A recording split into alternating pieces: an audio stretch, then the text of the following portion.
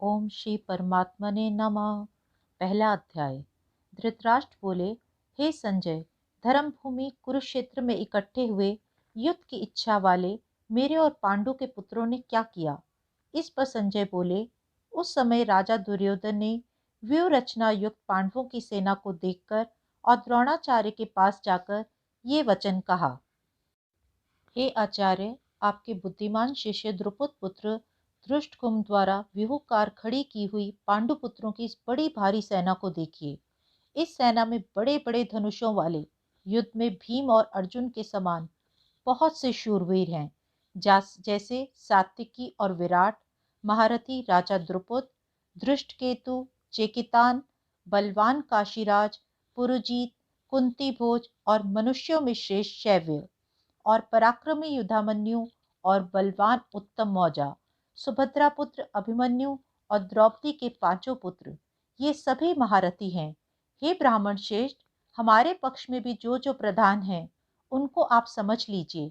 आपके जानने के लिए मेरी सेना के जो जो सेनापति हैं उनको कहता हूँ। एक तो स्वयं आप और पितामह भीष्म तथा कर्ण और संग्राम विजयी कृपाचार्य, और वैसे ही अश्वत्थामा, विकर्ण और सोमदत्त का पुत्र भूरी श्रुवा, तथा और भी बहुत से शूरवीर अनेक प्रकार के अस्त्र शस्त्रों से युक्त, मेरे लिए जीवन की आशा को त्यागने वाले, सब के सब युद्ध में चतुर हैं।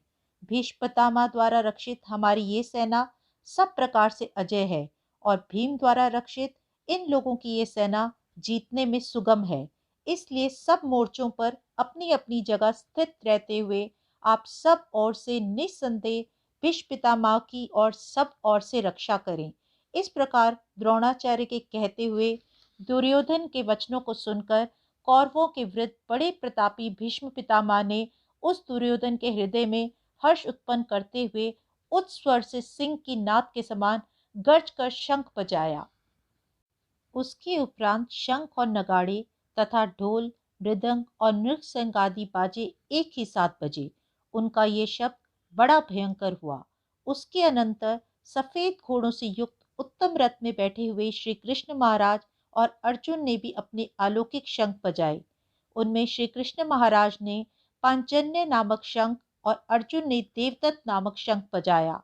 भयानक कर्म वाले भीमसेन ने पौंड्र नामक महाशंख बजाया। कुंती पुत्र राजा युधिष्ठिर ने अनंत विजय नामक शंख, और नकुल तथा सदेव ने सुघोष और मणिपुष्पक नाम वाले शंख बजाए। श्रेष्ठ धनुष वाले काशीराज और महारथी शिखंडी और घुष्टगुमन तथा राजा विराट और अजय सातकी तथा राजा द्रुपद और द्रौपदी के पांचों पुत्रों और बड़ी भुजा वाले सुभद्रा पुत्र अभिमन्यु, इन सब ने हे राजन अलग अलग शंख बजाए। और उस भयानक शब्द ने आकाश और पृथ्वी को भी शब्दायमान करते हुए धृतराष्ट्र पुत्रों के हृदय विदीर्ण कर दिए। हे राजन, उसके उपरांत कपिध्वज अर्जुन ने खड़े हुए धृतराष्ट्र पुत्रों को देखकर उस शस्त्र चलने की तैयारी के समय धनुष उठाकर ऋषिकेश श्री कृष्ण महाराज से ये वचन कहा। हे अच्युत, मेरे रथ को दोनों सेनाओं के बीच में खड़ा करिए, जब तक मैं इन स्थित हुए युद्ध की कामना वालों को अच्छी प्रकार देख लूं कि इस युद्ध रूप व्यापार में मुझे किन किन के साथ युद्ध करने योग्य हैं। दुर्बुद्धि दुर्योधन का युद्ध में कल्याण चाहने वाले जो जो ये राजा लोग इस सेना में आए हैं, उन युद्ध करने वालों को मैं देखूंगा। संजय बोले, हे धृतराष्ट्र, अर्जुन द्वारा इस प्रकार कहे हुए महाराज श्री कृष्णचंद्र ने दोनों सेनाओं के बीच में भीष्म और द्रोणाचार्य के सामने और संपूर्ण राजाओं के सामने उत्तम रथ को लाकर खड़ा किया और ऐसा कहा, हे पार्थ, इन इकट्ठे हुए कौरवों को देख।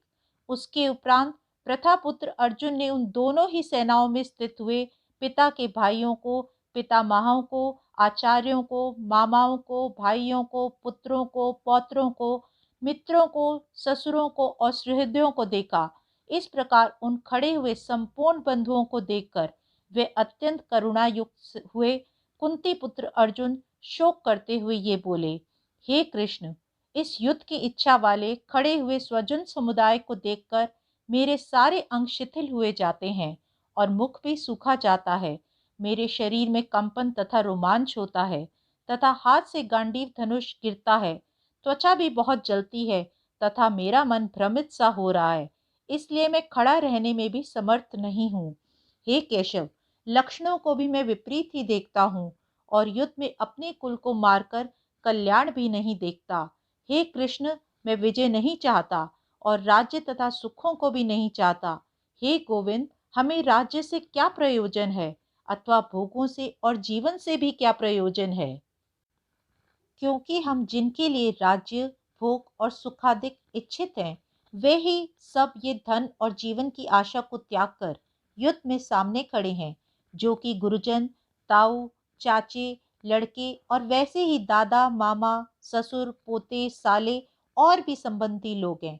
इसलिए हे मधुसूदन, मुझे मारने पर भी अथवा तीनों लोगों के राज्य के लिए भी मैं इन सबको मारना नहीं चाहता। फिर पृथ्वी के लिए तो कहना ही क्या। हे जनार्दन, धृतराष्ट्र के पुत्रों को मारकर भी हमें क्या प्रसन्नता होगी? इन आतताइयों को मारकर तो हमें पाप ही लगेगा। इससे हे माधव, अपने बांधव धृतराष्ट्र के पुत्रों को मारने के लिए हम योग्य नहीं हैं, क्योंकि अपने कुटुंब को मारकर हम कैसे सुखी होंगे? यद्यपि लोभ से भ्रष्ट हुए ये लोग कुल के नाशकृत दोषों को और मित्रों को विरोध करने में भी पाप नहीं देखते हैं, परंतु हे जनार्दन, कुल के नाश करने से होते हुए दोष को जानने के लिए हम लोगों को इस पाप से हटने के लिए क्यों विचार नहीं करना चाहिए? क्योंकि कुल के नाश होने से सनातन कुल धर्म नष्ट हो जाते हैं। धर्म के नाश होने से संपूर्ण कुल को पाप भी बहुत दबा लेता है तथा हे कृष्ण, पाप के अधिक बढ़ जाने से कुल की स्त्रियां दूषित हो जाती हैं और हे कृष्ण, स्त्रियों के दूषित हो जाने पर वर्ण संकर उत्पन्न होता है और ये वर्ण संकर कुलघातियों को और कुल को नरक में ले जाने के लिए होता है। लोप हुई पिंड और जल की क्रिया वाले इनके पितर लोग भी गिर जाते हैं और इन वर्ण संकर कारक दोषों से कुल घातियों के सनातन कुल धर्म और जाति धर्म नष्ट हो जाते हैं तथा हे जनार्दन, नष्ट हुए कुल धर्म वाले मनुष्यों का अनंत काल तक नरक में वास होता है, ऐसा हमने सुना है।